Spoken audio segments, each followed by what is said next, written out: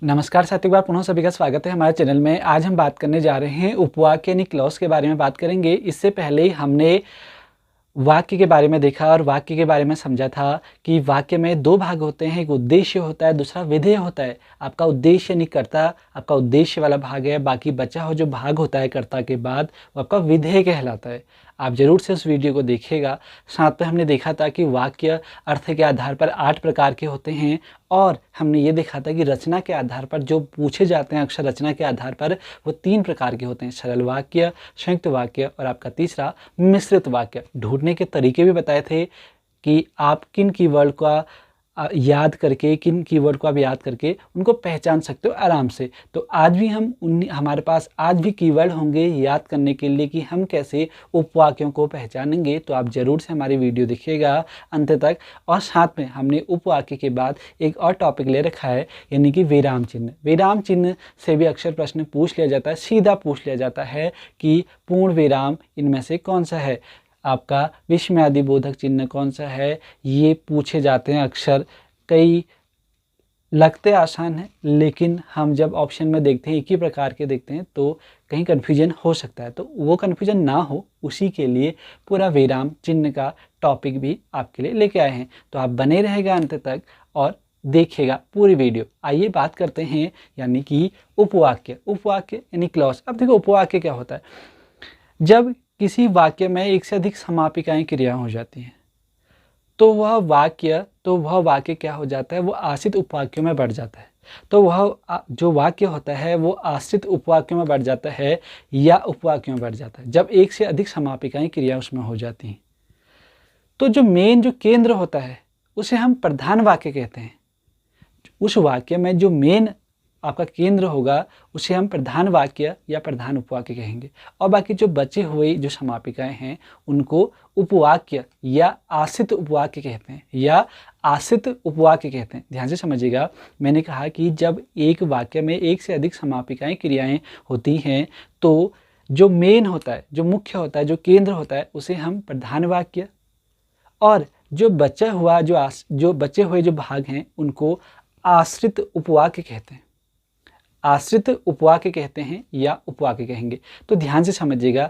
उसी आधार पर उपवाक्यों के 3 प्रकार होते हैं। उसी के आधार पर उपवाक्यों के 3 प्रकार होते हैं, या हम इसे आश्रित उपवाक्यों के 3 प्रकार भी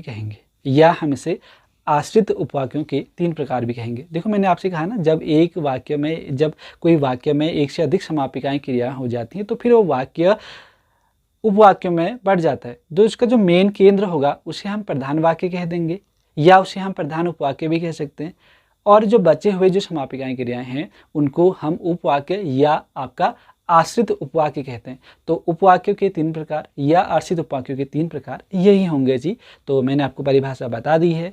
अब हम आगे की ओर बढ़ते हैं, यानी कि जो उपवाक्य होते हैं वो 3 प्रकार के होते हैं। वो कौन कौन से होते हैं अब समझिएगा। पहला आपका होता है संज्ञा उपवाक्य, दूसरा विशेषण उपवाक्य और तीसरा होता है क्रिया विशेषण उपवाक्य। संज्ञा उपवाक्य, विशेषण उपवाक्य और क्रिया विशेषण उपवाक्य, हम इनको पहले भी समझे हुए हैं। आप हमारे पुराने वीडियो जरूर से देखिएगा, हम पढ़ते हुए आ रहे हैं क्रम से, तो जरूर से एक बार प्लेलिस्ट चेक करेगा। आगे बढ़ते हैं। देखो हम 3 प्रकार के उपवाक्य देख रहे हैं, या हम आश्रित उपवाक्यों को पढ़ रहे हैं, ऐसा करके आप समझिएगा। तो ये 3 प्रकार के उपवाक्यों को एक एक करके समझते हैं। तो सबसे पहले संज्ञा उपवाक्य। अब देखो क्या होता है, अब यहाँ से ध्यान से देखिएगा कि संज्ञा उपवाक्य, जब उपवाक्य प्रधान वाक्य के संज्ञा या सर्वनाम के स्थान पर या उसके लिए प्रयुक्त हुआ हो। ध्यान से समझिएगा कि जब उपवाक्य प्रधान वाक्य की संज्ञा या सर्वनाम के स्थान पर या उसके लिए प्रयुक्त हुआ तो हम उसे क्या कहेंगे, उसको संज्ञा उपवाक्य कहेंगे। आप देखिए उदाहरण के द्वारा इसको समझाएंगे, लेकिन उससे पहले आप पहचानने के तरीके समझ लीजिएगा कि आप किन कीवर्ड के द्वारा इनको पहचान पाओगे कि ये संज्ञा उपवाक्य है, विशेषण उपवाक्य है या क्रिया विशेषण उपवाक्य है। तो संज्ञा उपवाक्य को पहचानने के लिए ये कीवर्ड है। देखो अगर प्रायः, देखो संज्ञा उपवाक्य का प्रारंभ अगर प्रायः की से, ठीक है, की से ही होता है। अगर जो संज्ञा उपवाक्य होगा उसका प्रारंभ प्रायः किससे होता है, वो की से होता है। क में छोटी की मात्रा यानी की से होता है। आप देखो यहाँ पर देखते हैं पिता की इच्छा थी कि, मैंने देखो यहाँ ब्लैक पेन से भी लिखा है, ध्यान से समझिएगा, मैंने ब्लैक पेन से लिखा है कि पिता की इच्छा थी कि, पिता की इच्छा थी कि पुत्र अधिकारी बने, पिता की इच्छा थी कि पुत्र अधिकारी बने। तो जो यहाँ पर की है वो की क्या है, हमारा पहचानने का कीवर्ड है, वो पहचानने का कीवर्ड हमने आपको बताया था कि संज्ञा उपवाक्य का प्रारंभ प्रायः की से होता है, की से होता है। तो आप तुरंत पहचान लोगे कि अच्छा की पुत्र अधिकारी बने, तो की पुत्र अधिकारी बनना क्या है, संज्ञा उपवाक्य, क्योंकि आपको ये कीवर्ड पता है कि प्राय और संज्ञा उपवाक्य का प्रारंभ की से होता है। तो आप तुरंत पहचान लोगे कि पिता की इच्छा थी कि पुत्र अधिकारी बने, ये वाक्य आपके लिए आ गया कि इसमें आश्रित उपवाक्य कौन सा है। तो आप तुरंत पहचान लोगे कि पिता की इच्छा थी कि की पुत्र अधिकारी बने, क्योंकि की से शुरू रखा, तो की पुत्र अधिकारी बने, की पुत्र अधिकारी बने, ये आपका आश्रित उपवाक्य है। और उदाहरण किसका है, संज्ञा उपवाक्य का, क्योंकि विशेषता बतलाई जा रही है। देखो जब उपवाक्य प्रधान वाक्य के संज्ञा या सर्वनाम के स्थान पर या उसके लिए प्रयुक्त हुआ, यहाँ पर पिता संज्ञा है, उसके स्थान पर देखो पुत्र की विशेषता बतलाई जा रही है। पिता की इच्छा थी कि पुत्र अधिकारी बने, कि पुत्र अधिकारी बने। एक बात और है, जब आप वाक्य रूपांतरण करते हैं ना, जब आप वाक्य रूपांतरण करते हैं तो जो प्रधान वाक्य होगा, जो प्रधान वाक्य होगा वो बदलता नहीं है, प्रधान वाक्य जो है बदलता नहीं है, लेकिन जो आश्रित उपवाक्य वो बदल जाता है, वह आश्रित उपवाक्य बदल जाता है जब वाक्य रूपांतरण करते हैं। जब वाक्य रूपांतरण करते हैं, देखो मैं आपको एक बताने का प्रयास करता हूँ, ध्यान से समझिएगा। पिता की इच्छा थी कि पुत्र अधिकारी बने, मैंने कहा कि प्रधान वाक्य नहीं बदलता है, लेकिन उपवाक्य या आश्रित उपवाक्य बदल जाता है। अब देखो पुत्र का अधिकारी बनना, देखो आश्रित उपवाक्य बदल गया, पुत्र का अधिकारी बनना पिता की इच्छा थी, पिता की इच्छा थी पूरा सारा, यानी कि पिता की इच्छा थी क्या है, ये प्रधान वाक्य है इसमें, और की पुत्र अधिकारी बने आश्रित उपवाक्य। एक पहचानने का तरीका ये भी है, मैंने वाक्य में भी ये बात जोर देके कह रखी है, जब आप वाक्य रूपांतरण करके देख लीजिए, अगर आपका प्रधान वाक्य, आप कैसे पहचानोगे कि प्रधान वाक्य वो होगा जो बदलेगा नहीं वाक्य रूपांतरण के बाद भी, लेकिन जो आश्रित उपवाक्य वो बदल जाएगा। यहाँ पर मैंने बदलने का प्रयास करा, पुत्र का अधिकारी बनना, पुत्र का अधिकारी बनना पिता की इच्छा थी, तो वाक्य रूपांतरण करने के पश्चात भी हमारा पिता की इच्छा थी जो है वो बदला नहीं, लेकिन आश्रित उपवाक्य बदल गया। पुत्र का अधिकारी बनना पिता की इच्छा थी। अब देखो आगे बढ़िए, मैं जानता हूँ कि वह बहुत ईमानदार है, मैं जानता हूँ कि वह बहुत ईमानदार है। अब देखो बहुत ही सरल, आप तुरंत बता दोगे कि वह अधिकारी बने, तो हमारा कीवर्ड है संज्ञा उपवाक्य, अगर को की से प्रारंभ होगा वो संज्ञा उपवाक्य होगा, वह संज्ञा उपवाक्य होगा। तो ध्यान से समझिएगा, कुछ सब कुछ भूल जाओगे तो याद रखना कि कीवर्ड जो है की, अगर वो की से प्रारंभ हो रहा होगा तो वह संज्ञा उपवाक्य होगा। और एक बात और चीज़ याद रखना कि देखिए कई बार ना कि ये प्रायः हैं, यह हमेशा नहीं चलते हैं, प्रायः हैं, कभी कभी बदल जाते हैं। अक्सर तो काम करेंगे, 99% काम करेंगे, 1% कभी कभी नहीं होता है। तो उस समय आप कैसे काम करोगे, उस समय आपका काम ये है कि आप देख लीजिएगा कि वह जो वाक्य है वो प्रधान वाक्य की संज्ञा या सर्वनाम के स्थान पर है, उसके लिए प्रयुक्त होगा। फिर आप इस परिभाषा को जोड़ देके उस समय इसको ढूंढने का प्रयास करना है जी, ठीक है। तो हम आगे बढ़ते हैं और हमारा दूसरा है विशेषण उपवाक्य। अब विशेषण का मतलब ही है किसी की विशेषता बतलाना, विशेषण का मतलब ये, जिसमें कहा जैसे हमने विशेषण में समझा था सीता सुंदर लड़की है, तो सीता की विशेषता थी वो सुंदर लड़की थी। ऐसे अब यहाँ विशेषण उपवाक्य में समझते हैं कि किसकी विशेषता बताई जा रही है। जब आश्रित उपवाक्य प्रधान वाक्य के, जब आश्रित उपवाक्य प्रधान वाक्य के संज्ञा या सर्वनाम की विशेषता बतला रहे होंगे, संज्ञा या सर्वनाम की विशेषता बतला रहे होंगे। इससे पहले ऊपर क्या था, वो संज्ञा सर्वनाम के स्थान पर आ रहे थे, अब यहाँ क्या है, संज्ञा या सर्वनाम की विशेषता जो है वो बतला रहे हैं, संज्ञा या सर्वनाम की विशेषता बतला रहे होंगे जो आश्रित उपवाक्य होंगे। जब आश्रित उपवाक्य प्रधान उपवाक्य के संज्ञा या सर्वनाम की विशेषता बतलाए तो उसे हम क्या कहेंगे, उसे विशेषण उपवाक्य कहेंगे। उदाहरण के द्वारा समझना बहुत आसान है, देखो समझिए, आइए देखें। देखो पहचान क्या है, पहचानने का तरीका क्या है, उपवाक्यों का प्रारंभ प्रायः, उपवाक्यों का प्रारंभ प्रायः मैं शब्द यूज कर रहा हूं, तो मैंने कहा ना कि कभी कभी ये कीवर्ड काम नहीं कर पाएंगे, तो प्रायः इसलिए शब्द लगा रखा है कि प्रायः उपवाक्य का प्रारंभ जो, जिसे, जिसको, जिसने, जिनको से प्रारंभ होता है। तो यह वही छात्र है, उदाहरण समझिएगा, यह वही छात्र है जो कल वाद विवाद प्रतियोगिता में प्रथम आया था, यानी कि जो से शुरू हो गया, जो कल वाद विवाद प्रतियोगिता में प्रथम आया था, यह क्या है, यह आपका विशेषण उपवाक्य है। जो वाद विवाद प्रतियोगिता में प्रथम आया वो क्या होगा, विशेषण उपवाक्य है। यानी कि जो कल वाद विवाद प्रतियोगिता प्रथम आया, यानी कि हमने देखो यहाँ कीवर्ड लिखा था कि प्रायः जो, जिसे, जिसको, जिसने, जिनको से अगर प्रारंभ होता है तो विशेषण उपवाक्य होगा। तो आप इन कीवर्ड को जरूर से लिखिएगा, आपके साथ में जब आप वीडियो देख रहे होंगे तो आपके पास कॉपी पेन होगी तो लिखते हुए चलेगा। तो विशेषण उपवाक्य का प्रारंभ प्रायः जो, जिसे, जिसको, जिसने, जिनको से होता है। तो देखो यह वही छात्र है जो कल वाद विवाद प्रतियोगिता में प्रथम आया था। अगर हम इसका वाक्य रूपांतरण करके आपको बता भी दें, देखो वाद विवाद प्रतियोगिता में प्रथम आने वाला यह वही छात्र है, यानी कि देखो यह वही छात्र है, ये बदला नहीं, ये प्रधान वाक्य होगा। और वाद विवाद प्रतियोगिता में प्रथम आने वाला यह वही छात्र है, यानी कि यह आपका आश्रित उपवाक्य है। और यहाँ पर बता दिया कि जो विशेषण उपवाक्य प्रारंभ प्रायः किससे होता है, जो, जिसे, जिसको, जिसने, जिनको से प्रारंभ होता है, ये ध्यान रखिएगा। अब एक प्रश्न आया हुआ था, विवादित नहीं कहेंगे, तो ये प्रश्न देखिए, ये निजी सूची में पूछा गया, निजी सूची में पूछा गया है। अब ये जो जहाँ है, ये जहाँ इसमें तो हमने कीवर्ड में नहीं लिखा है, जहाँ हमने कीवर्ड में नहीं लिखा है। अब हम ये जहाँ को कहाँ समझेंगे, जहाँ को हमने क्रिया विशेषण में लिखा है, जहाँ को हमने क्रिया विशेषण में लिखा है, तो इसको आप जरूर से देखिएगा। ये निजी सूची में आया हुआ प्रश्न है, वह घर कौन सा है जहाँ आचार्य जी रहा करते थे, वह घर कौन सा है जहाँ आचार्य जी रहा करते थे। तो ये जहाँ अभी यहाँ पर तो नहीं हमारे कीवर्ड में, अब ये जहाँ कहाँ है, देखो अगर ये कीवर्ड की बात करें तो ये जहाँ हमारा यहाँ क्रिया विशेषण में भी हम बात करेंगे अगली बार में इसकी, जो हमारा नेक्स्ट है क्रिया विशेषण, ये वहाँ है। लेकिन वह घर कौन सा है जहाँ आचार्य जी रहा करते थे, यह उदाहरण है विशेषण उपवाक्य का। अब कैसे विशेषण उपवाक्य का है, कभी मैंने कहा ना कि प्रायः कभी कभी नियम काम नहीं करते हैं, कीवर्ड काम नहीं करते, तो उस समय आप क्या करोगे, ये बहुत कम रेयर चांस होते हैं। जैसे ये मिल गया निजी सूची में, हम बहुत सारे पेपरों का एनालाइज करते रहते हैं ना, और कोशिश करते हैं जब भी वीडियो बनाते हैं तो उससे पहले ऐसे प्रश्नों को भी ढूंढने का प्रयास करते हैं जो वास्तव में आए हुए हैं, तो किस प्रकार से आपको बतलाया जाए, तो उसके बारे में पूरी रूपरेखा तैयार होती है, तब जाके वीडियो आपके लिए लेके आते हैं। तो देखो ये प्रश्न आया हुआ था, इसलिए आपके साथ डिस्कस कर रहे हैं। निजी सूची में वह घर कौन सा है जहाँ आचार्य जी रहा करते थे। अब जहाँ आचार्य जी रहा करते थे, कीवर्ड के हिसाब से जिन्हें कीवर्ड ही याद करे होंगे तो जहाँ के हिसाब से क्रिया विशेषण उपवाक्य लगा दिया, लेकिन ऐसा नहीं है। यहाँ पर आपको अभी परिभाषा पर जाना पड़ेगा। जब आश्रित उपवाक्य प्रधान वाक्य के संज्ञा या सर्वनाम की विशेषता बतला रहा होगा, तो यहाँ पर आश्रित उपवाक्य यानी जहाँ पर क्या हो रहा, आचार्य जी रहा करते थे, आचार्य जी रहा करते थे, यह घर वही है, यानी कि यहाँ विशेषता बतला रहा है, घर की विशेषता बतलाता है कि यह वह घर वही है जहाँ आचार्य जी रहा करते थे।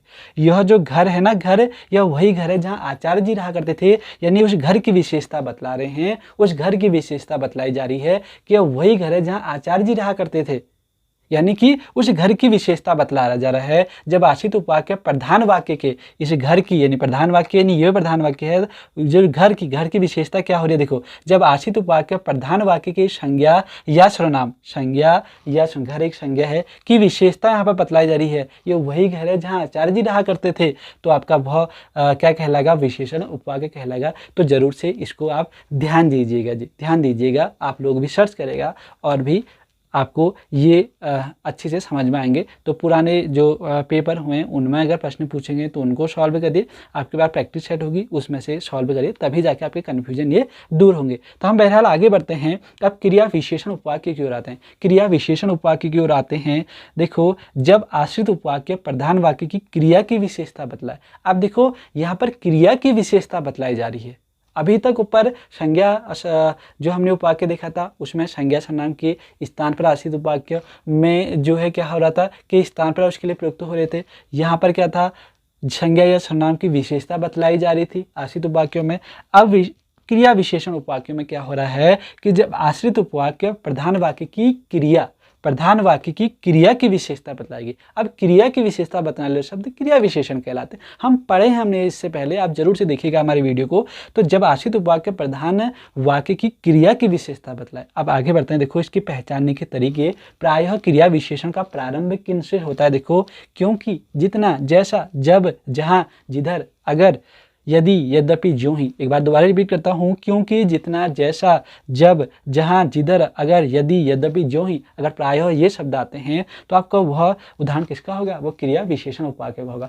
देखो कभी कभी अगर ये शब्द काम नहीं करेंगे तो उस समय आप ये परिभाषा को ध्यान से देखिएगा, उसको याद करेगा, उसको सोचेगा कि जब आश्रित उपवाक्य प्रधान वाक्य की क्रिया की विशेषता बतला रहा होगा, क्रिया की विशेषता बतला रहा होगा, वो क्रिया विशेषण उपवाक्य होगा। अब हम भी अब आ जाते हैं अपने उदाहरणों में।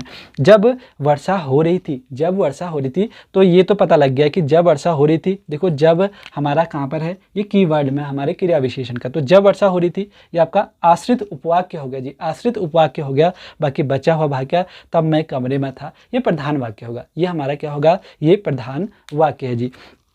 जब वर्षा हो रही थी तब मैं कमरे में था। देखो यहाँ पर मैं आपको ना बताता हूँ, जब आश्रित उपवाक्य प्रधान वाक्य की क्रिया की विशेषता। अब प्रधान वाक्य की क्रिया की विशेषता, मैं कमरे में था और मेरे कमरे में था, मैं कमरे में था, क्रिया मैं कमरे में ही था, मैं कहीं नहीं गया, मैं कमरे में ही था। और उसमें विशेषता क्या होगी, है वर्षा हो रही थी, वर्षा हो रही थी। अब देखो ज्यों ही, देखो पहचानने का तरीका क्या है, ज्यों ही आ गया हमारा कीवर्ड में, ज्यों ही, यस ज्यों ही मैं कक्षा से बाहर गया बच्चे खुशी से झूमने लगे, बच्चे खुशी से झूमने लगे।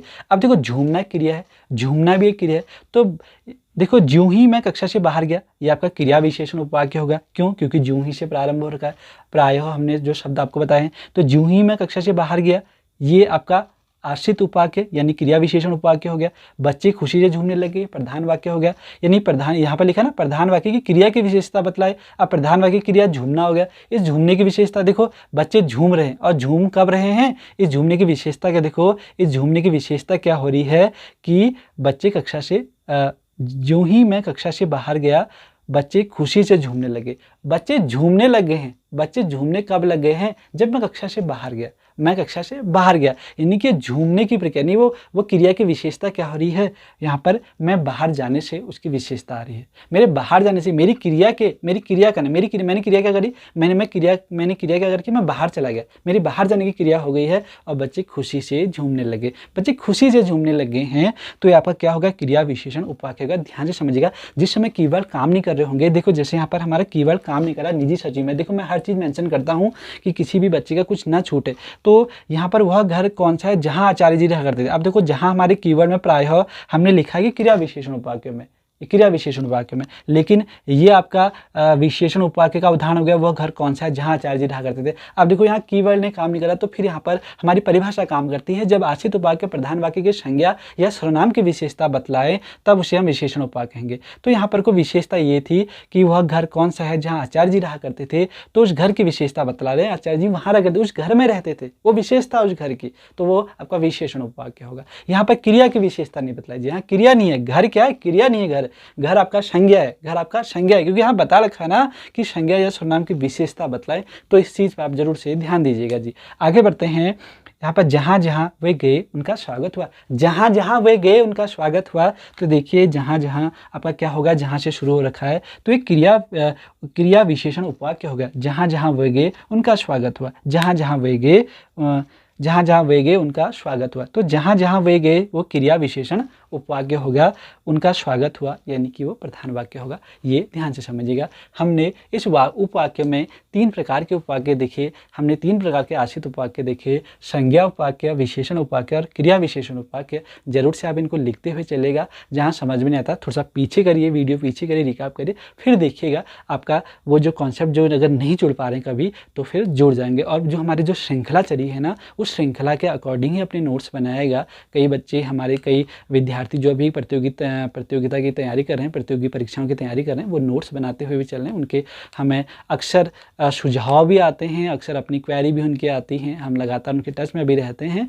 तो आप लोग भी ज़रूर से इसी प्रकार की अपनी गतिविधि करिएगा और एक क्रम से ही चलेगा। मैं हमेशा ये कहता हूँ, आप कोई भी विषय हो, हिंदी की बात नहीं करिए, अभी हम हिंदी पढ़ रहे हैं, अभी इसके बाद तो हम भी, हमारे अब क्रम शुरू हो गया है। इसके बाद जैसे हिंदी खत्म होती है उत्तराखंड में आएंगे, उत्तराखंड के पैरेलल में हम दूसरा विषय भी शुरू कर देंगे।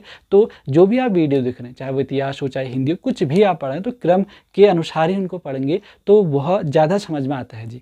अब हम आगे की ओर चलते हैं। हमारा महत्वपूर्ण टॉपिक है विराम चिन्ह। देखो विराम चिन्ह का मतलब क्या होता है। विराम चिन्ह कभी कभी जब हम किसी सेंटेंस को, किसी वाक्य को बोल रहे होते हैं, किसी को लिख रहे होते हैं, तो उसमें एक स्पष्ट अर्थ आए, उसमें एक स्पष्ट भाव आए, तो उसी के लिए हम विराम चिन्हों का प्रयोग करते हैं, उसी के लिए विराम चिन्हों का प्रयोग करते हैं, स्पष्ट अर्थ के लिए, स्पष्ट भाव के लिए।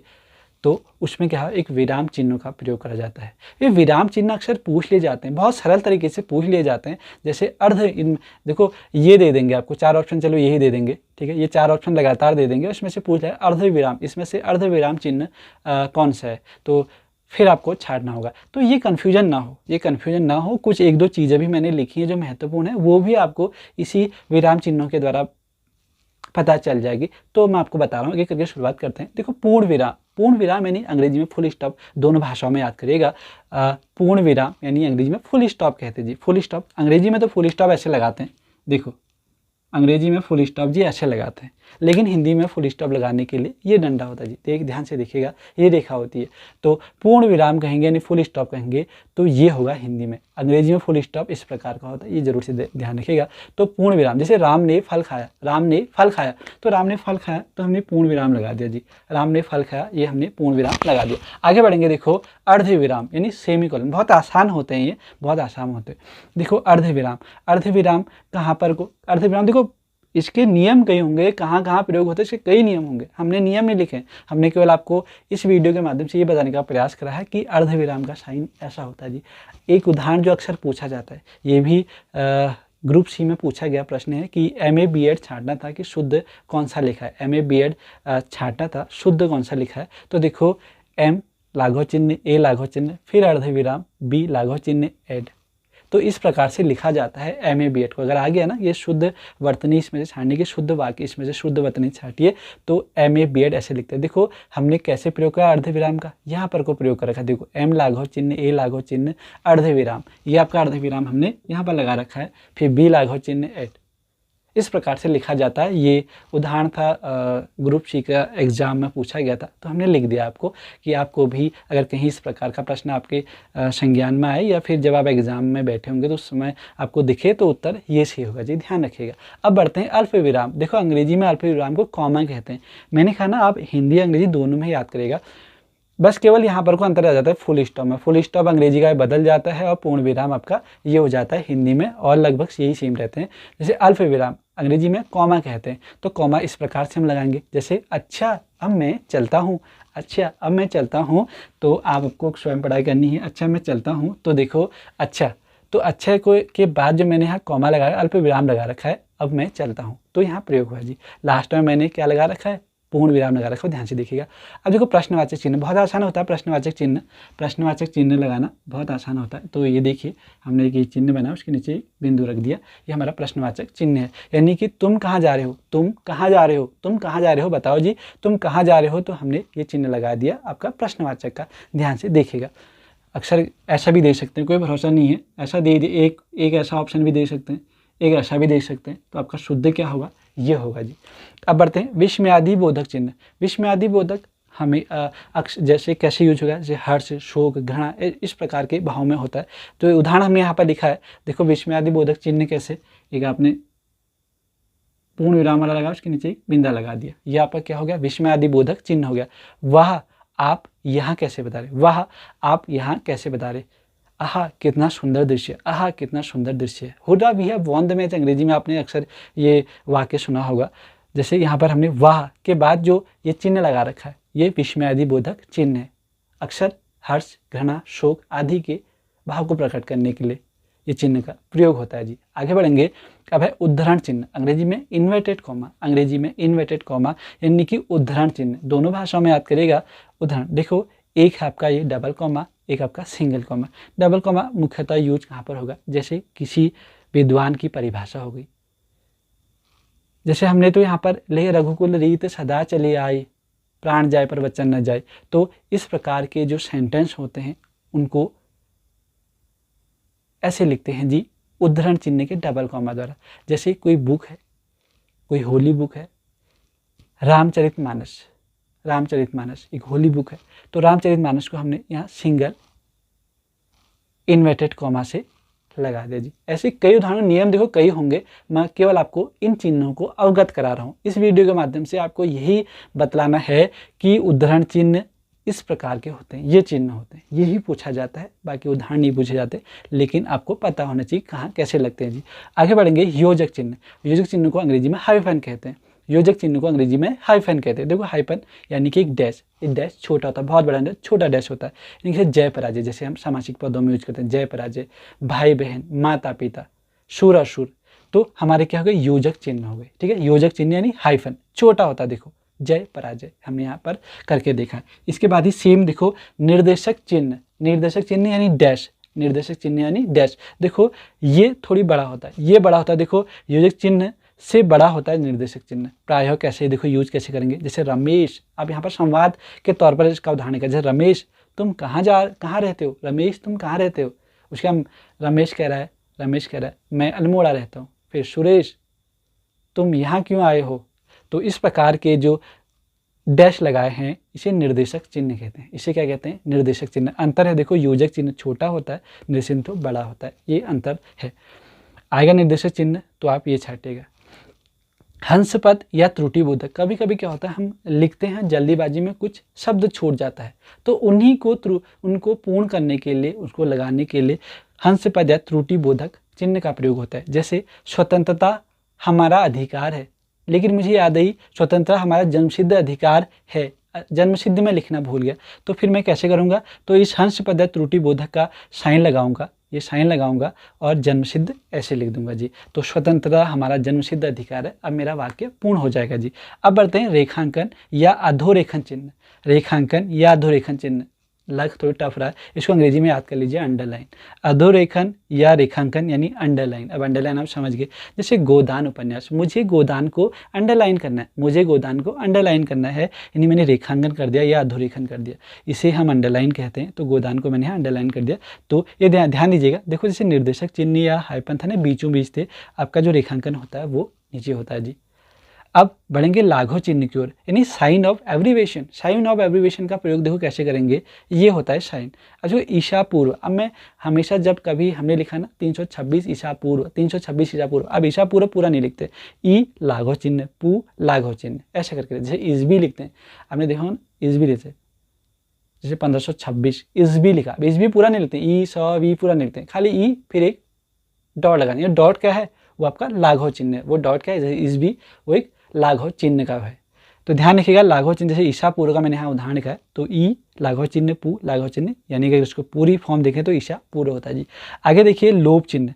लोप चिन्ह जब परीक्षा की घड़ी आ गई, अब थोड़ी सा रुकना था, परीक्षा की घड़ी आ गई, हम करेंगे या मरेंगे, तो जो यहाँ पर को परीक्षा की घड़ी आ गई, थोड़ी हम रुके, तो ये क्या हो गया आपके, ये लोप चिन्ह हो गए जी, ये लोप चिन्ह होंगे, हम करेंगे या मरेंगे। लोप चिन्ह इस प्रकार के होते हैं जी, ध्यान दीजिएगा। कुछ दो चीज़ें महत्वपूर्ण मुझे लगी, वो भी मैंने लिख दिए। गौण विराम चिन्ह से कहते हैं, तो जैसे इसमें एक उपविराम के लिए देखो, उपविराम के लिए दो बिंदु, देखो जैसे यहाँ पर को अर्ध विराम था ना, अर्ध विराम में एक बिंदु और कॉमा था, लेकिन यहाँ दो के दो बिंदु है, ये ध्यान दीजिएगा। ऐसे विवरण चिन्ह आपके दो बिंदु और एक डैश, एक बिंदु, दो बिंदु और एक डैश, ये आपका विवरण चिन्ह होते हैं जी। आशा करता हूँ कि इस वीडियो के माध्यम से आपने कई चीज़ों को सीखा होगा, और आगे भी हम अपनी वीडियो आपके लिए लेके आते रहेंगे। हमारे हिंदी में मुख्यतः ब्रह्म छंद अलंकार, और साथ में NCERT का जो पाठ्यक्रम बचा हुआ है, जो आपके सिलेबस में है 10th और 12th का, उसको भी हम कवर करेंगे। साथ में कोशिश करेंगे 6th से ही आगे को पूरा कवर कर देंगे। NCERT को बहुत ज़्यादा नहीं है, कम समय में ही कवर हो जाएगी। और अब हम साथ में अपना उत्तराखंड की भी सीरीज शुरू कर देंगे। तो आप बने रहेगा हमारे चैनल में, और साथ में इन वीडियो को अपने जो साथी हैं उन तक भी पहुंचाएगा। देखो हमने बीड़ा उठा रखा है कि घर में रहते हुए आप लोग पढ़िए, आपको सिलेबस के लिए इधर उधर ना जाना पड़े, बहुत ज़्यादा मेहनत, बहुत ज़्यादा आपको परेशान नहीं होना। ये कहने का मतलब है कि आपको बहुत ज़्यादा परेशान नहीं होना, आपको एक ही जगह सब वीडियो मिल जाएंगे, पूरा कोर्स आपका कंप्लीट हो जाएगा। तो ये हमारा उद्देश्य है, और अधिक से अधिक लोगों तक भी आप पहुंचाएगा। हमारी मुहिम है कि सब लोगों तक ये पहुँचे, तो इस मुहिम को आप भी जारी रखेंगे, यही आशा करते हैं आपसे। मिलते हैं अपनी नेक्स्ट वीडियो में।